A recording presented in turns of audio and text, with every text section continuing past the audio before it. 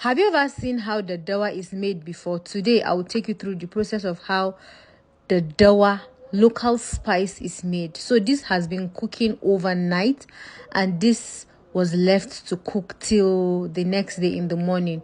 We drained it out in the morning, and then we started to pound. Now we are pounding together with ashes, toka, where you burn firewood and the ashes remain. That's what we're using to pound it, so that it can help us peel off the back very easily. In this modernized world, I like to learn our local way of doing things, because at the end of the day, I have never seen this process ever done before, and so I wanted to make sure I was a part of it.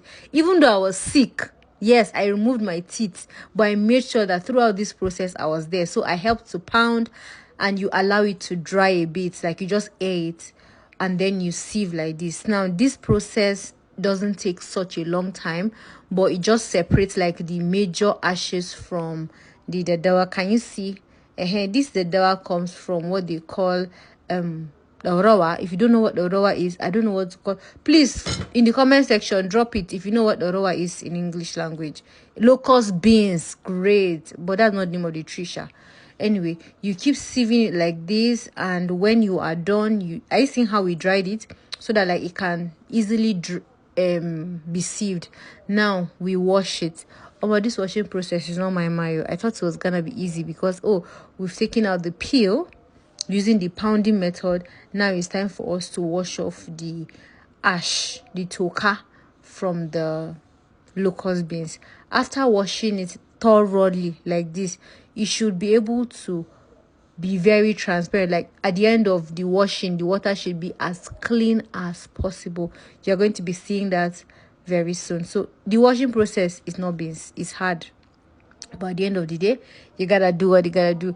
If you like the daddawa or you hate to see the daddawa, let me know it in the comment section, because I know a lot of people don't like the daddawa. They don't like iru. Iru is what Yoruba people call it.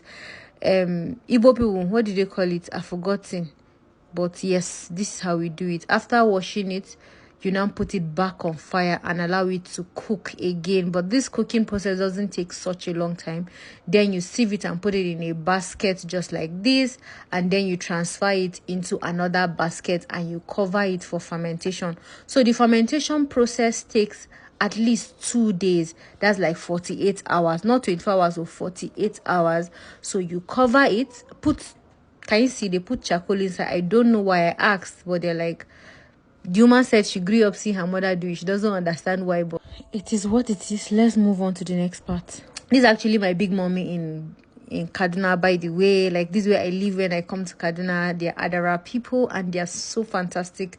You guys would not even tell that we are not the same family. So after like 2 days, we brought it out. It was already smelling. If you put your head in this tea, like it go feel knock you can fall down and faint. So by this time, we had already removed it from those individual baskets and we're spreading it out to dry.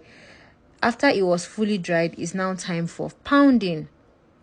The pounding process was not easy too, but easier than the first pounding process, because now it's already dry. You pound it like this until it becomes soft. So the Yoruba people do not usually pound it like this.